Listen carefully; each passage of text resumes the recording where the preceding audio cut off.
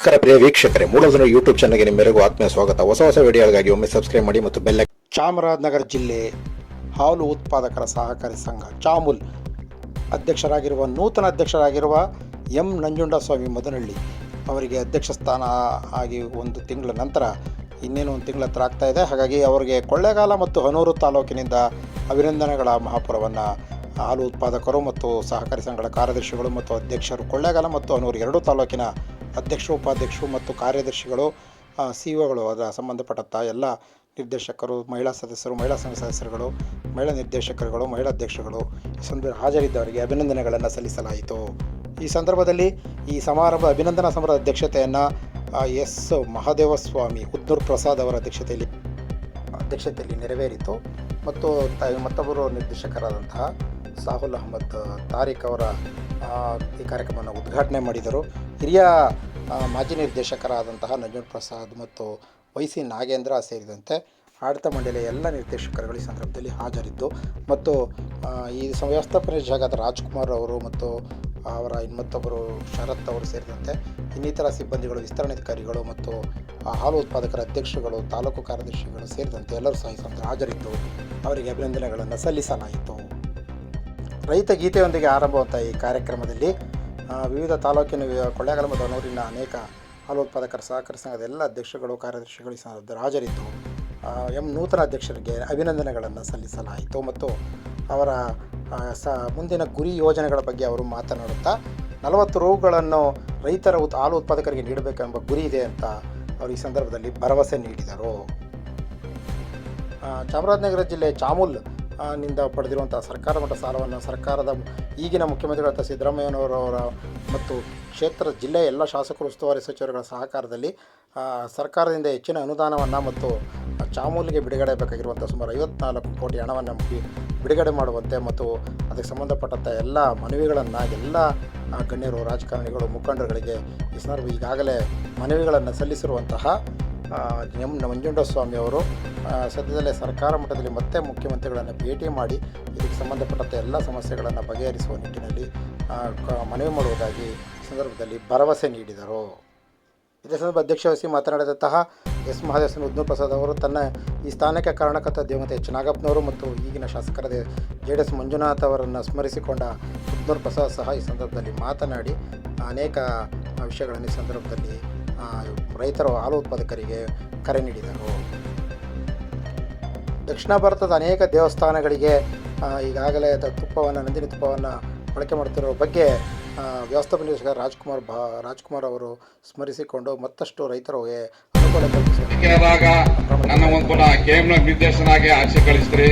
ಅದು ನಿಮ್ಮ ಆಶೀರ್ವಾದ, ನಿಮ್ಮ ಸಹಕಾರದಿಂದ. ಈಗ 2ನೇ ಸತಿ ನಾನು ಕೊಳ್ಳೇಗಾಲದಿಂದ ಆಯ್ಕೆಯಾದಾಗ ನನಗೆ ಅಧ್ಯಕ್ಷ ಸ್ಥಾನ ಸುಧಾ ಒಲಿತು. ಎಲ್ಲ ನಿಮ್ಮ ಸಹಕಾರದಿಂದ ಅಂತ ಹೇಳಕ್ಕೆ ನಾನು ಇಚ್ಛೆ ಪಡ್ತೀನಿ. ಯಾಕಂತಂದ್ರೆ ಈ ಸಹಕಾರ ಸಂಘ ಯಾರು ನಾವು ಒಬ್ಬರಿಗೊಬ್ಬರು ಕೈ ಜೋಡಿಸಿ ಸಹಕಾರ ಕೊಡ್ತೀವೋ ಅವಾಗ ಮಾತ್ರ ತಾನೇ ಮುಂದೆ ಬರಕ್ಕೆ ಮತ್ತು ಯಾವುದೇ ಕೆಲಸ ಮಾಡೋಕ್ಕೂ ಉತ್ತಮವಾಗಿ ಒಂದು ಯಾವುದೇ ಸಂಸ್ಥೆ ಬೆಳೆಸಬೇಕಾದ್ರೆ ನಿಮ್ಮ ಸಹಕಾರ ಮುಖ್ಯ. ಯಾಕಂದ್ರೆ ಇವತ್ತು ನಿಮ್ಗೆ ಗೊತ್ತೇ ಇದೆ, ಇವತ್ತು ಚಾಮೂಲು ಇವತ್ತು ದಿವಂಗತ ಮಹದೇವ್ ಪ್ರಸಾದ್ ಅವ್ರನ್ನ ಇವತ್ತು ನೀವೆಲ್ಲ ನೆನೆಸ್ಕೋಬೇಕು.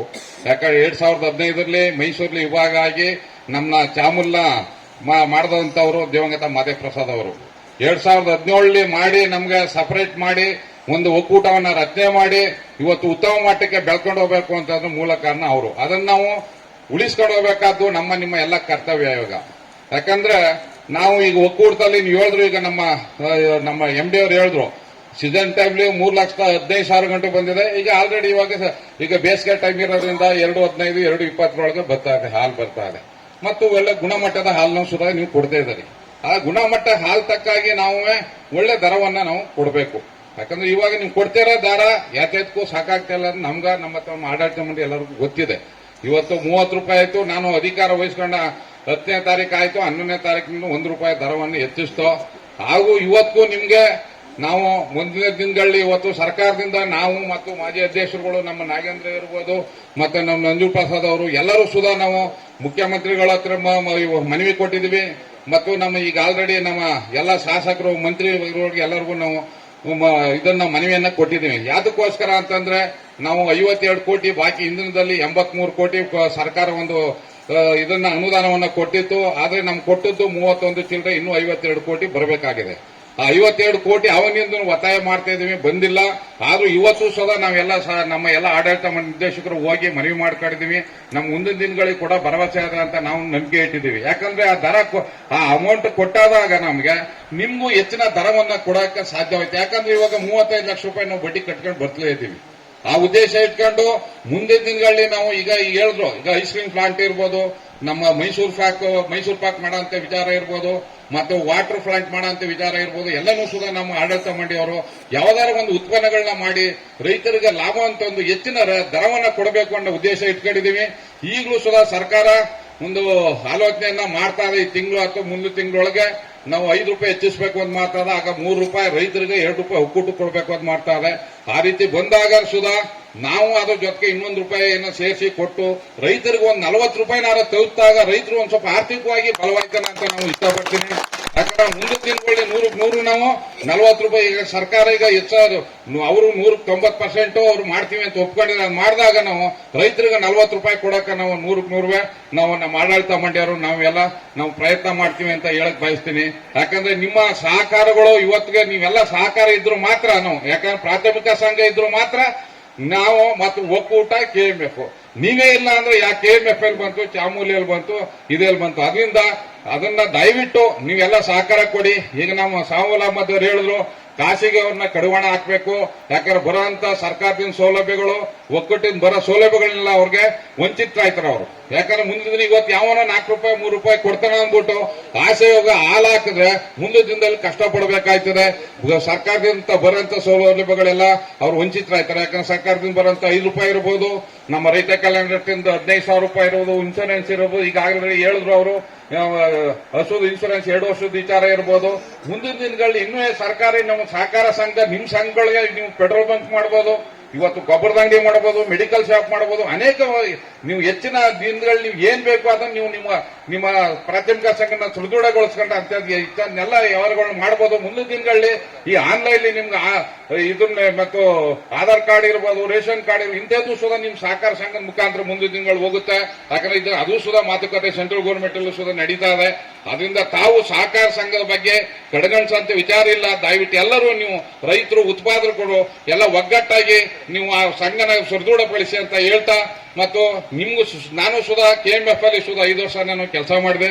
5 ವರ್ಷ ಮಾಡಿದಾಗ ಸಂಕಷ್ಟದಲ್ಲಿದ್ದಾಗ ನಾನು ಕೋವಿಡ್ ಸಂಕಷ್ಟದಲ್ಲಿದ್ದಾಗ 2 ಕೋಟಿ ನಾವು ಫ್ರೀಯಾಗಿ ಅಂದ್ರೆ ಸಹಾಯಧನವಾಗಿ ಫ್ರೀಯಾಗಿ ಕೊಟ್ಟರು. ಮತ್ತು 25 ಕೋಟಿನ ಸುಧಾ ಬಡ್ಡಿ ರಹಿತ ಒಂದು ಸಾಲವನ್ನ ಕೊಟ್ಟು ರೈತರಿಗೆ ಒಂಚೂರು ತೊಂದರೆ ಆಗದ ರೀತಿ ನೋಡಿಕೊಂಡು ಒಳ್ಳೆ ರೀತಿಯಿಂದ ನಾನು 5 ವರ್ಷ ಕೆಲಸ ಮಾಡಿದ್ದೀನಿ. ಅದಕ್ಕೆ ನಿಮ್ ಸಹಕಾರನೂ ಇದೆ. ಮುಂದಿನ ದಿನ ನಾನು ಹೆಚ್ಚಿನ ಕೆಲಸ ಮಾಡಬೇಕು ಅಂತ ಅಂದಾಗ ನಿಮ್ ಸಹಕಾರ ಬೇಕು. ಮತ್ತು ನಮ್ಮ ಎಲ್ಲಕ್ಕಿಂತ ಮುಖ್ಯವಾಗಿ ನಮ್ಮ ಆಡಳಿತ ಮಂಡಳಿಯವರು ಸಹಕಾರ ಬೇಕು. ಅವರು ಇವತ್ತಿಗೂ ನಾನು ಅವಿರೋಧವಾಗಿ ಆಯ್ಕೆ ಮಾಡಿ ಮತ್ತು ಒಳ್ಳೆಯ ನೀನು ಕೆಲಸ ಮಾಡೋ ಮುಂದಿನ ದಿನದಲ್ಲಿ ಅನುಭವ ಇದೆ ನಿನ್ಗೆ, ನೀನು ಸರ್ಕಾರದಿಂದ ಬರುವಂತ ಸೌಲಭ್ಯಗಳನ್ನ ತಂದು ರೈತರಿಗೆ ಹೆಚ್ಚಿನ ದರನ ಕೊಟ್ಟು ರೈತರಿಗೆ ಉಪಯೋಗ, ಈ ಜಿಲ್ಲೆ ಉತ್ಪಾದಕರಿಗೆ ಒಳ್ಳೇದಾಗ್ಲಿ ಅನ್ನೋ ದೃಷ್ಟಿಯಿಂದ ಇವರೆಲ್ಲ ಸುಧಾ ನೀವು ಆಯ್ಕೆ ಮಾಡಿ ಮಾಡಿದರೆ ಅವ್ರಿಗೂ ಮೊದಲನೇದಾಗಿ ನಾನು ಧನ್ಯವಾದಗಳನ್ನ ಹೇಳಕ್ಕೆ ನಮ್ಮ ಆಡಳಿತ ಮಂಡಳಿ ಎಲ್ಲ ನಿರ್ದೇಶಕರು, ಗೌರವಿತ ನಿರ್ದೇಶಕರುಗಳಿಗೆ ನಾನು ಧನ್ಯವಾದ ಹೇಳಕ್ಕೆ ಇಷ್ಟಪಡ್ತೀನಿ. ಮತ್ತು ಇದೇ ರೀತಿ ನಮ್ಮ ಚಾಮರಾಜನಗರ ಇರ್ಬೋದು ಮತ್ತು ನಮ್ಮ ಗುಂಡ್ಲಿಪೇಟೆ ಇರ್ಬೋದು, ಅಲ್ಲೂ ಸುಧಾ ಖಾಸಗಿಯವರ ಕಾಟ ಜಾಸ್ತಿ ಆಗಿದೆ. ಮುಂದಿನ ದಿನಗಳ ಆಡಳಿತ ಮಂಡಳಿ ನಾವು ಕೂತ್ಕೊಂಡು ಅದು ಯಾವ ರೀತಿ ಕಡಿವಾಣ ಹಾಕ್ಬೇಕು ಅನ್ನೋದನ್ನ ಹಾಕ್ತಿವಿ. ಈಗ ಹೇಳಿದ್ನಲ್ಲ 40 ರೂಪಾಯಿ ರೈತರು ಜಾಸ್ತಿ ಆದಾಗ ಒಂದು ಸ್ವಲ್ಪ ಕಡಿವಾಣ ಹಾಕ್ಬೋದು. ಅದು ಹಾಕಕ್ಕೆ ನಾವು ಪ್ರಯತ್ನ ಮಾಡ್ತೀವಿ. ಮತ್ತು ಇನ್ನೇನಾರ ವಿಚಾರ ಇದ್ದು ನಮ್ಮಲ್ಲಿ ಯಾವುದೇ ಏನಾರ ತಪ್ಪುಗಳೇನಿದೆ ಇದ್ರೆ ನಮ್ಮಲ್ಲಿ ಆಗಿ ನಿಮ್ಮಲ್ಲಿ ಆಗಿ ಯಾವುದೇ ಏನೇ ಇದ್ರು ನನಗೆ ನೇರವಾಗಿ ಫೋನ್ ಮಾಡಿದ್ರೆ ಅಂತ ಸೊಸೈಟಿಲಿ ಏನು ವಿಚಾರಣೆ ಆಗಿದ್ದು ನಮ್ಮ ಆ ತಾಲೂಕಿನ ಡೈರೆಕ್ಟರ್ ವಿಚಾರ ತಿಳಿಸಿ, ನಮ್ಮ ಅಧಿಕಾರಿಗಳವರ ಹಾಗೂ ಏನಾರ ಹೆಚ್ಚು ಕಮ್ಮಿ ಆದಾಗ ನನ್ನ ವಿಚಾರ ತಿಳಿಸಿದ್ರೆ ಅವ್ರಿಗೂ ನಾನು ಕಂಡು ಕೂತ್ಕೊಂಡು ಅಲ್ಲಿ ಏನಾದ್ರು ಪರಿಹಾರ ಇದ್ರೆ ಪರಿಹಾರ ಮಾಡೋಣ ಅಂತ ಹೇಳ್ತಾ, ನನ್ನೂ ಕರೆಸಿ ನನಗೆ ಅಭಿನಂದನೆಯನ್ನ ಮಾಡೋದಕ್ಕೆ ನಿಮ್ಗೆಲ್ಲರಿಗೂ ಇನ್ನೊಂದ್ಸತಿ ಹೃದಯಪೂರ್ವಕವಾದ ಧನ್ಯವಾದಗಳನ್ನ ಹೇಳ್ತಾ ನಂದು 2 ಮಾತನ್ನ ಮುಗಿಸ್ತಾ ಇದ್ದೀನಿ. ಜೈ ಹಿಂದ್, ಜೈ ನಂದಿ. ಸಂದರ್ಭದಲ್ಲಿ ಮಾಜಿ ಅಧ್ಯಕ್ಷರಾದಂತಹ ನಂಜುಂಡ ಪ್ರಸಾದ್ ಮತ್ತು YC ನಾಗೇಂದ್ರ ಸೇರಿದಂತೆ ಅನೇಕ ನಿರ್ದೇಶಕರುಗಳು ತಮ್ಮ ಅಭಿಪ್ರಾಯಗಳನ್ನು ಮತ್ತು ನಂದಿನಿ ಚಾಮೂಲ್ ಅಭಿವೃದ್ಧಿಯ ಬಗ್ಗೆ ಮತ್ತು ಮುಂದೆ ರೈತರಿಗೆ ಬೇಕಾದಂಥ ಅನುಕೂಲಗಳ ಬಗ್ಗೆ ಮತ್ತು ಸರ್ಕಾರದ ಬೇಕಾದಂಥ ಸೌಲಭ್ಯಗಳ ಬಗ್ಗೆ ಮತ್ತು ಅನುದಾನದ ಬಗ್ಗೆ ಈ ಸಂದರ್ಭದಲ್ಲಿ ಮಾತನಾಡುತ್ತಾ ಸರ್ಕಾರವನ್ನು ಒತ್ತಾಯ ಮಾಡಿದರು ಮತ್ತು ನೂತನ ಅಧ್ಯಕ್ಷರಿಗೆ ಅಭಿನಂದನೆಗಳನ್ನು ಸಲ್ಲಿಸಲಾಯಿತು. ಮತ್ತೊಂದು ಸುದ್ದಿಯೊಂದಿಗೆ ತಮ್ಮನ್ನು ಮತ್ತೆ ಭೇಟಿ ಆಗ್ತಿರ್ತೀವಿ. ಅಲ್ಲಿವರೆಗೂ ಮೂಡಲು ಧ್ವನಿ ಎಲ್ಲ ವಿಡಿಯೋಗಳನ್ನ ನೋಡ್ತಾ ಇರಿ, ಶೇರ್ ಮಾಡಿ, ಲೈಕ್ ಮಾಡಿ, ಕಮೆಂಟ್ ಬಾಕ್ಸಲ್ಲಿ ಕಮೆಂಟ್ ಹಾಕಿ. ನಮಸ್ಕಾರ.